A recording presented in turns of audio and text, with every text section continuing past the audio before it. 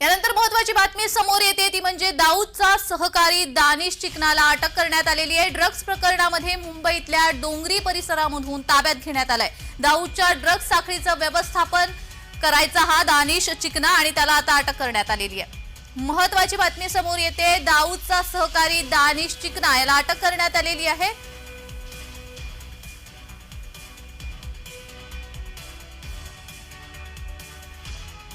तर या संदर्भात अधिक माहिती देण्यासाठी आमचे प्रतिनिधी महेंद्र जोयल हे आपल्यासोबत जोडले गेलेले आहेत। महेंद्र, खरं तर आत्ताच्या घडीची खूप महत्त्वाची बातमी समोर येते, दाऊदचा सहकारी जो आहे त्याला अटक करण्यात आलेला आहे। जान्हवी, दाऊदचा प्रमुख सहकारी दानिश चिकना हा दानिश मर्चंट या नावाने ओळखला जातो। त्याला LT मार्ग पोलिसांनी अटक केली। ड्रग्ज प्रकरणात तिची अटक झाली आहे। डोंगरी भागात दाऊदचं जे ड्रग्ज ऑपरेशनचं व्यवस्थापन करणारा त्याचा साथीदार कादिर गुलाम शेख यालाही यात अटक करण्यात आली आहे।